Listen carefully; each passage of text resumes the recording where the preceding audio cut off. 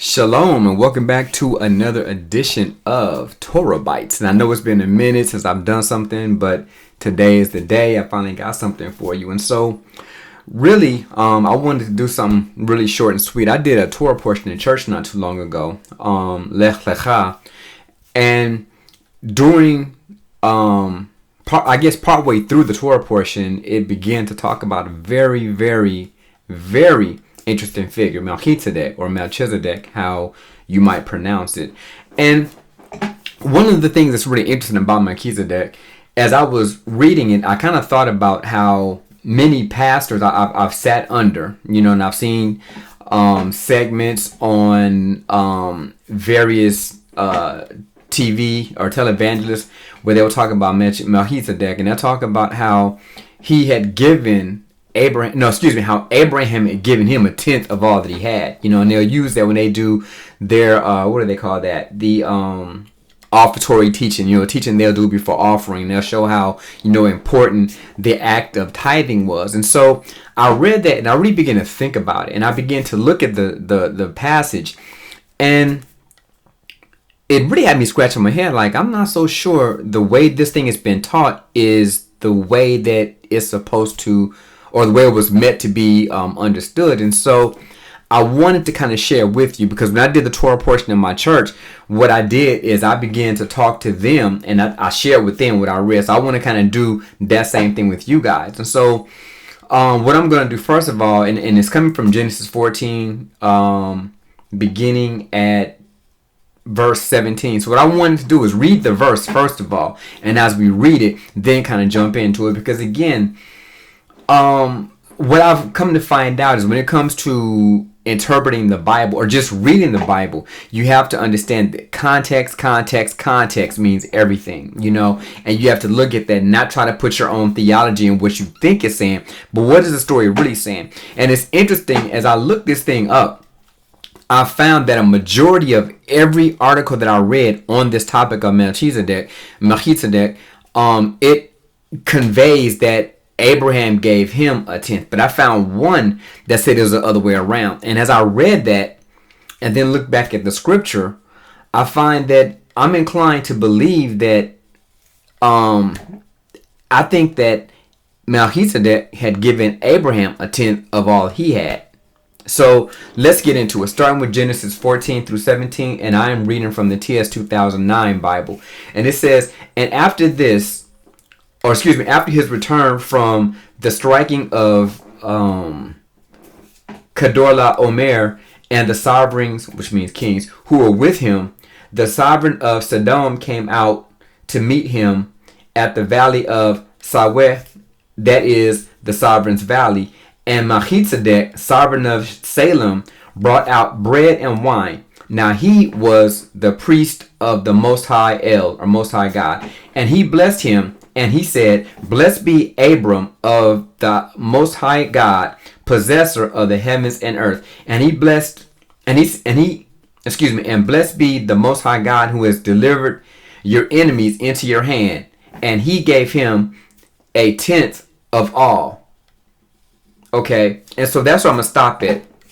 So, first of all, we have to understand what was going on here. What was going on is that this is the portion where, and you'd have to go up to the beginning of 14, I would say, because what took place is that Lot, Abraham's nephew, was living in, near Sodom.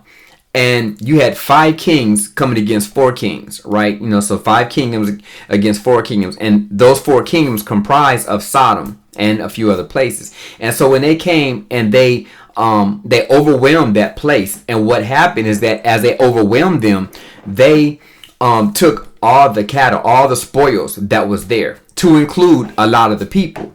You know what I'm saying? And so Abraham got word of this, that his nephew Lot had been taken with the spoils of all these kings. So Abraham went and he got 318 of his servants. And it's interesting that these were not men of war. These were servants. But he got 318 of them. And he went into the camp of the enemy where those 5 kings were. And it says that they fought. And Abraham came back with all the spoils that had been taken away. So understand, all these kings, their things were taken away.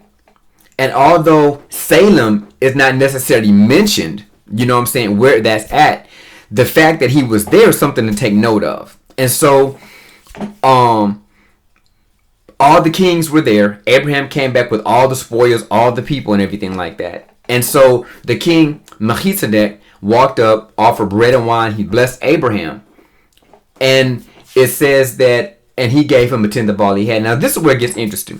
What I did is I looked up several different Bible versions for, and this is verse 20, and it says, "And blessed be the God Most High, who has delivered your enemies into your hand, and he gave him a tenth of all."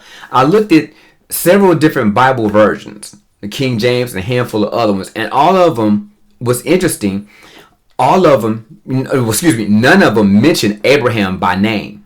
It just says, "And he gave him a tenth of all." I found maybe one Bible that had Abraham's name, and I think that was the complete Jewish Bible. But all the other ones, they say, "And he gave him a tenth of all he had." So now the issue is trying to figure out who is the he that gave to him, and who is the him that received from the he.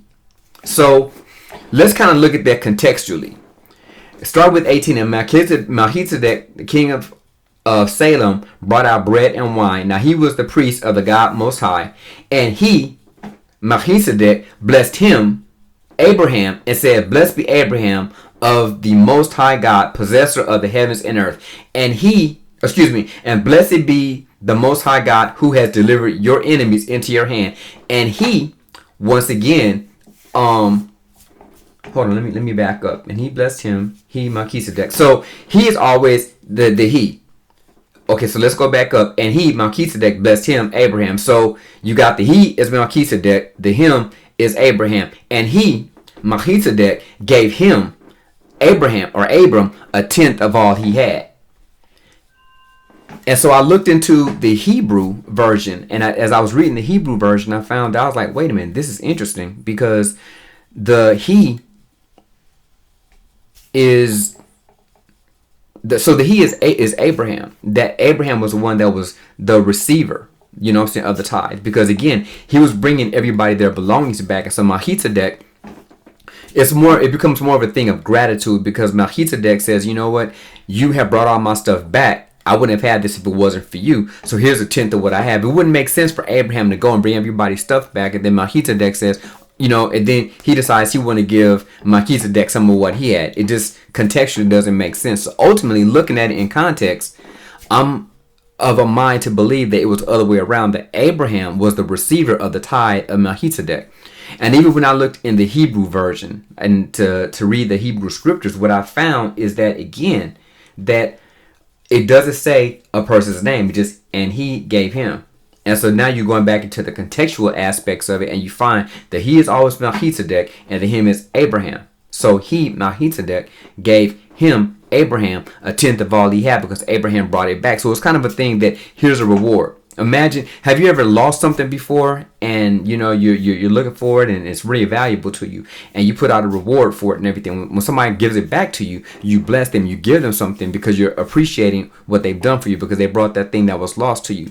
And so it's a gratitude thing, and that's what took place here. And so I know a lot of you that are listening to that's probably kicking over your sacred cows, or whatever the case might be. But I would just encourage you to go back, look at Genesis 14 through 17. We're 14 and 17 all the way until where's it at?